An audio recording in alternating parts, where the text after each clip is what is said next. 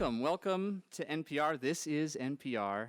When you work here, as I do, I'm a science reporter, you really get to know that feeling of hating the sound of your own voice. We've all experienced that, but the people here confront it every day. And because I make, with my partner Ryan Kelman, videos here via a YouTube channel called Skunk Bear, in which I sometimes appear, I also have the added anguish of seeing myself. And I've brought a clip to illustrate that point. Oh my gosh! So you couldn't hear it there, but I said, oh my gosh! So this is really painful for me to look at. I've got my big dumb face, I got like slouchy shoulders and my weird hair just blowing in the wind. And then because I was raised in a house with no profanity, this is my actual reaction. Like I wasn't censoring myself for an NPR audience. That's how I react to like things that surprise me.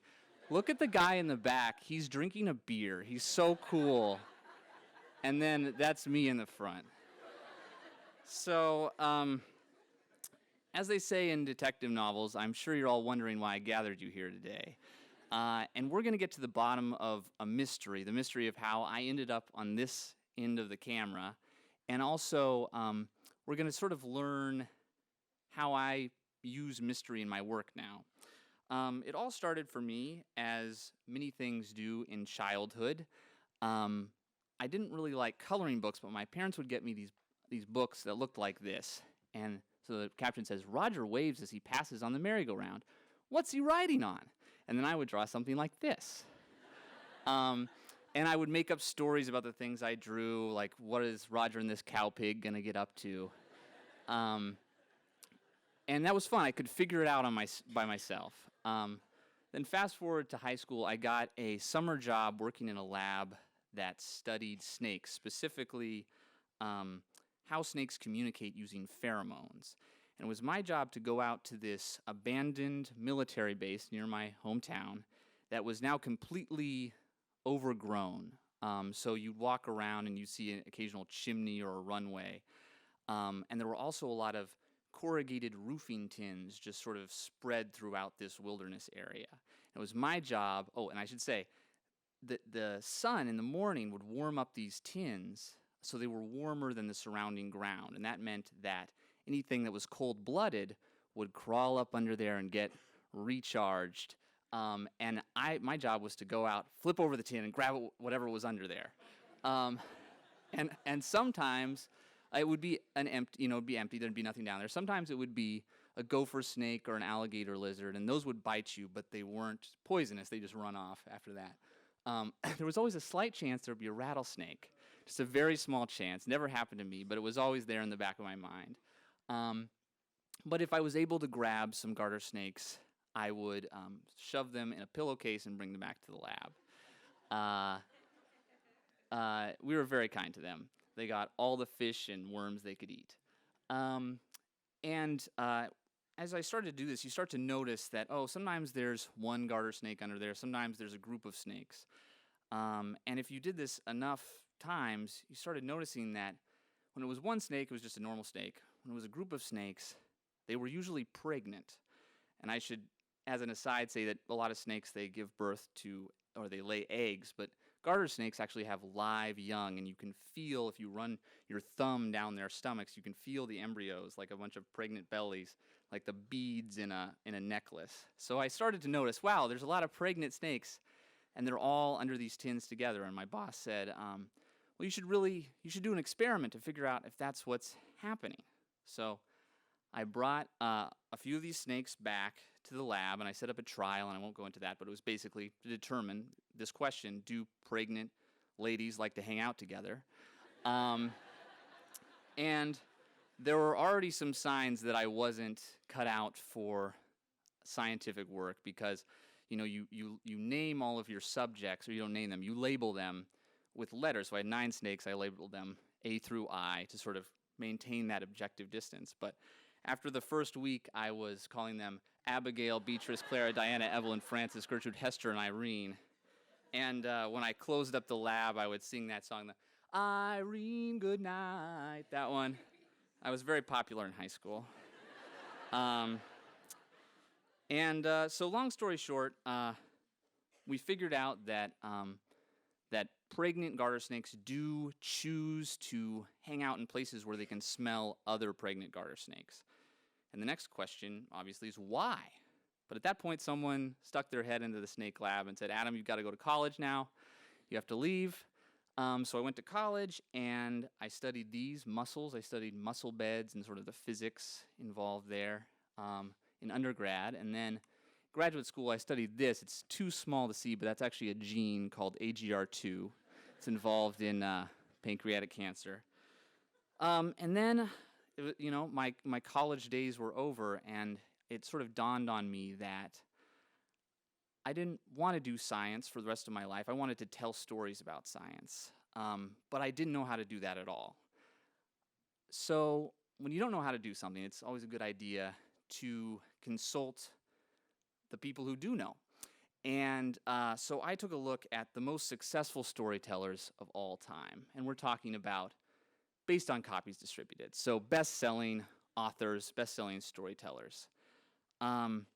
So number one, coming in at number one, is God, with the greatest story ever told. The Bible has distributed the most copies of any work of storytelling. Coming in second place, are there any guesses? Who's in second? Homer, I'm here, Anne Frank. Harry Potter. It's actually Chairman Mao, whose quotations and poems and articles have been distributed billions of times. And then in number three, we actually have a tie between William Shakespeare, who is an English plagiarist, and a woman named Agatha Christie, the queen of the mystery genre. Yeah, a lot of, ooh. When Agatha was a young woman, she was having a conversation with her horrible older sister, Madge, and she said, these detective stories, I really like these. This is from her autobiography. I don't think you could do it, said Madge. They're very difficult to do. I've thought about it. And then Agatha says, I should like to try. And Madge says, well, I bet you couldn't. And so, classic Madge. But basically, they had this bet that Madge would be able to guess the end of any story that Agatha Christie wrote. And she wrote her first book, and she wrote 84 more, and billions of people bought them, and no one could figure out the endings. And so that sort of raises the question, what made her so successful? Well, we know a few things about Agatha Christie. She didn't write a lot about her craft, but we do know that she listened more than she talked, and she saw more than she was seen. She was a shy person. It's important to be an observer if you want to be a storyteller. We also know that she used to speak her novels before she would write them down. She would speak into a dictaphone, this weird machine, and then she'd play it back, transcribe it, and edit it. And I think that that's a really powerful tool, is to start with your own voice, because then your own voice ends up in the final product. Don't try to write like something else, or when you put down words on a page, it can sometimes get in the way of the way that you talk. Another thing she would do is she would read chapters of her book aloud to her family at the dinner table, and they would sort of give her feedback. And that's something that I like to do a lot, is I try to tell my stories to my friends and loved ones, and sometimes I have to get them drunk first. But they often, their eyes might glaze over during a part that I think is really interesting, or they jump on something that I didn't really think was that cool. And so that gives me a lot of feedback about what I should be focusing on. She once said, it's no good starting out by thinking one is a heaven-born genius. Some people are, but very few. No, one is a tradesman. You must learn the technical skills, and then within that trade, you can apply your own creative ideas, but you must submit to the discipline of form. That's a long quote, but I think it's really true. I've tried not to ever be too proud to learn some trick or gimmick, even if it's being employed by people who I don't really like their work. I see things online, and I'm like, well, but I want to learn how they're doing it and figure out how I can maybe use that in my own work. So it's all about sort of telling stories by any means necessary. Then I have one more quote from her. She was married to an archaeologist. That doesn't have anything to do with the creative process. I just thought it was clever.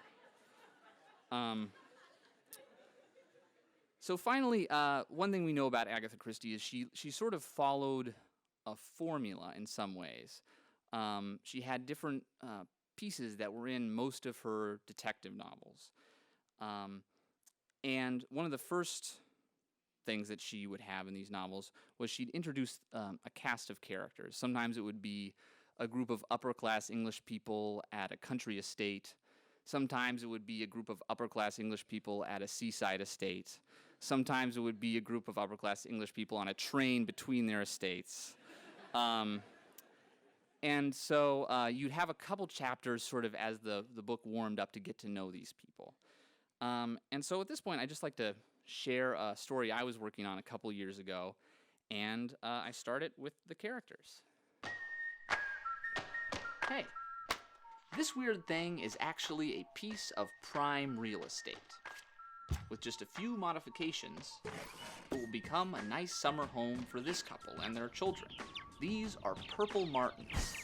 They're native North American songbirds, but here's the thing. On the East Coast, they don't nest in the natural world anymore. They only breed in man-made birdhouses, which is weird. It made me wonder, how is this even possible? It turns out there's this vast network of strangely devoted purple martin landlords. Purple martins are totally dependent on man for housing now. Oh dear. He loves purple martins. Jim grows gourds himself. He's got this whole purple martin colony in his backyard. To make room for it, he waited for his wife to go to work and then cut down 2 of her dogwood trees. Much to her displeasure. God, he'll go, I don't know how far with anything to make those birds happy. And he's not alone. I met Jim's whole purple martin crew, and they're all just as obsessed with these birds. I'm really in love with them, if you want to just tell it like it is. We look forward to them coming. The martins are going to be here in 2 weeks, you start that up. Apparently, these little birds are the first to arrive every year. They fly up from their winter range in South America, traveling a whopping 300 miles per day. When they arrive in the States, they start scoping out birdhouses. They used to nest in tree snags and rocky crevices, but then, thousands of years ago, Native Americans started putting up gourds for the martins. And now, on the East Coast, the birds only breed and raise their chicks in human-built housing. The real finale of purple martin season comes in late summer, when the birds gather in enormous flocks before they migrate back south. For the past 25 years, the largest of these roosts has been in the middle of a lake in South Carolina on a tiny island. Hundreds of thousands of birds show up, at least 500,000. And I thought, that's something I would really like to see. So I packed my lunch and I gave my boss the slip. Wrote myself this theme song, going on a field trip, yeah. It took me 8 hours to drive down to South Carolina, but I just kept imagining the amazing spectacle that was waiting for me there. So I made it down to Lake Murray, hired this guy to take me out on the water, and at long last reached the island where purple martins have roosted for the past 25 years. But the birds weren't there. How did 500,000 birds go missing? So I'm just going to pause it right here and just give some context. So I thought that I was going to go down. My editor had approved a rental car, and I rented a long lens for the camera, and my colleague Maggie and I went down. And we thought we'd just go for the weekend and get some great shots of these birds and come back up. So I was really in a bind now. I didn't know what I was going to do. This was sort of the largest trip I'd ever taken at this point, and like the most expensive. I mean, it was a rental car, but we have a low budget here.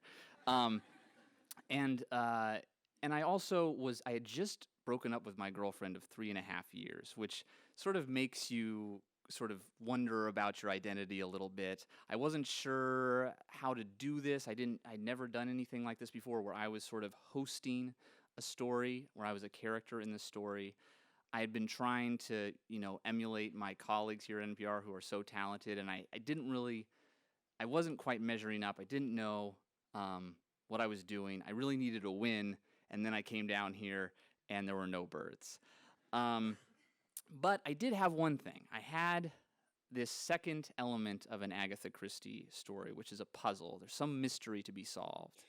And so I thought, well, I'll give this a try. I'm just going to see where this takes me, and I'll move on to the next part of an Agatha Christie story, which is rounding up the suspects.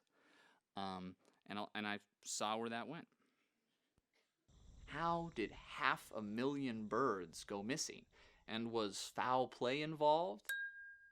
After all, purple martins have been in trouble for a long time, and it all started with a play written by William Shakespeare. Stay with me. In Henry IV, Part 1, a character named Hotspur mentions a starling, and centuries later, Eugene Shefflin, this New York drug manufacturer, had the whimsical idea to bring every bird mentioned by Shakespeare to the United States. This was 1890. No one really knew about invasive species. So when Shefflin released 100 European starlings in the Central Park, everyone was pretty pleased.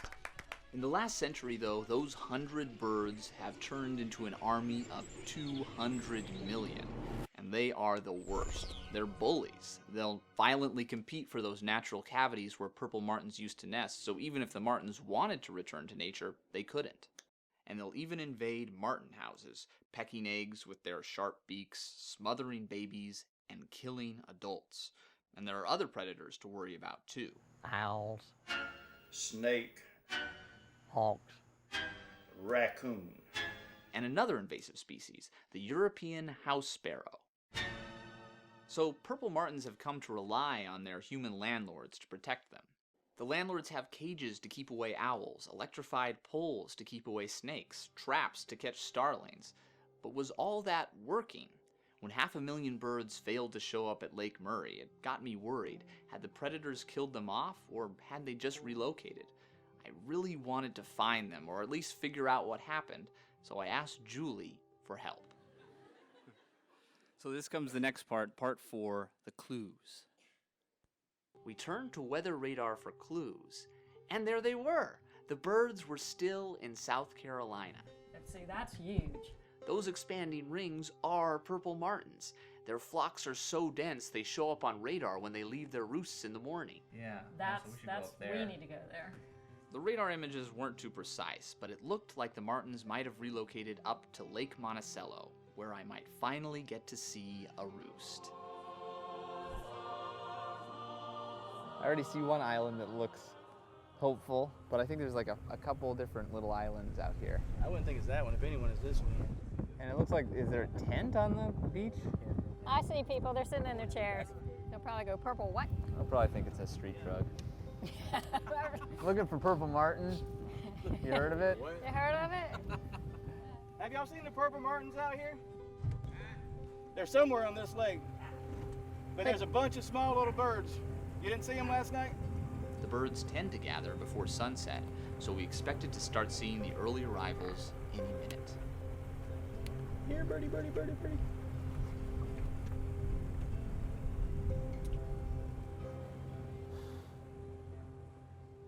So this is my worried face. I really wasn't sure if we were going to ever find them. This seemed like the place based on the map, but they were supposed to be arriving around sunset, and this is the golden hour. This is when they were supposed to be showing up. So this is the point in an Agatha Christie novel or in this mystery or in this talk where we sort of gather in the parlor, and I'm going to pull together all the strings to a very satisfying reveal. I didn't know where I was going to find those birds, but I knew that they were out there, and I knew that the beauty of the story of these birds was actually in their absence, not in their presence. That's what made it interesting. Albert Einstein said, the most beautiful thing we can experience is the mysterious. It's the source of all true art and science. The beautiful thing about those coloring books wasn't the cow pig, it was coming up with the cow pig. And the beautiful thing about science wasn't the results, it was the methods. It was the act of flipping over the tin, not what was underneath. And if you look at those books that are the bestsellers, the authors that are the most successful storytellers, those are people who are trying to explain the mysteries of the world, but they don't quite get there. They leave something unknown. There is a God in heaven who reveals mysteries, but the Lord works in mysterious ways still. Everything under heaven is in utter chaos. The situation is excellent. I don't know. There are more things in heaven and earth, Horatio, than are dreamt of in your philosophy. And the amazing thing about these detective novels is the mystery, right? It'd be much faster if she just told us who... I mean, Agatha Christie knows who did it. Why doesn't she just tell us right away? Well, of course, it's fun to follow along. It's fun to be part of this mystery and try to guess the ending yourself. I actually just read a study yesterday that was about how if you can get people to be curious, they're much more likely to change their views. People who are incredibly smart and not curious are more likely to stick to their views no matter what information you give them. But if you can get them to be curious, they might just change their minds. So I had a mystery here, but I was still missing one element of the Agatha Christie experience, and that was the detectives. Agatha Christie came up with two famous detectives. One was Hercule Poirot, a very stuffy and egotistical Belgian, and one was Miss Marple, who was a nosy spinster, and she would basically spend the entire book being mansplained to by a local constable, and then she would just solve the mystery.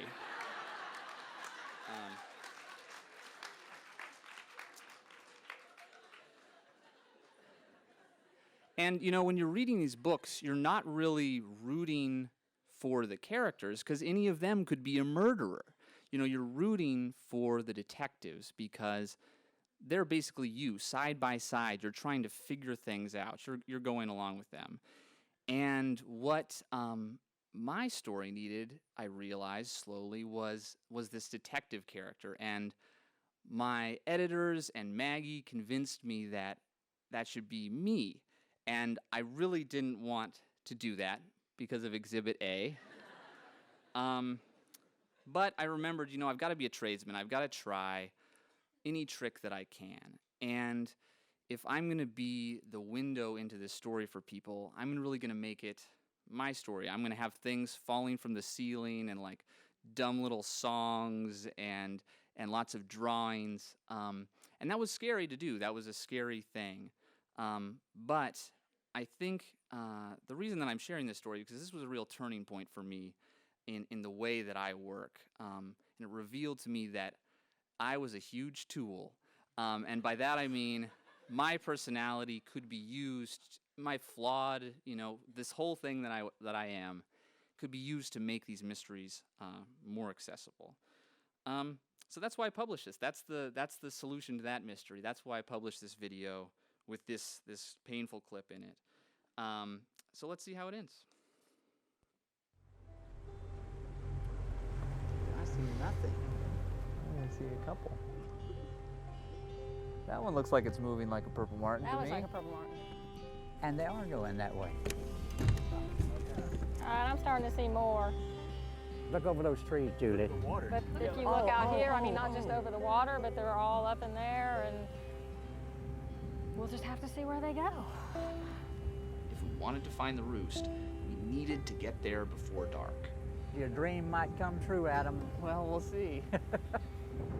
Julie, they flying dead ahead of us, whatever's up there. Well, What does that island look like?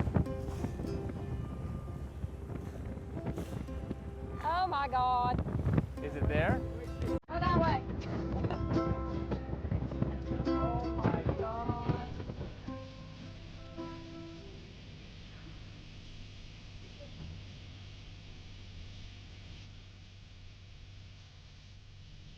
It's still a mystery why the purple martins left Lake Murray, or how they all managed to gather at this new roost site. Look at all those birds. Every single one was born in a house that a human built. We created a world that is so hostile to purple martins. Now, a species that we don't fully understand relies on us for survival.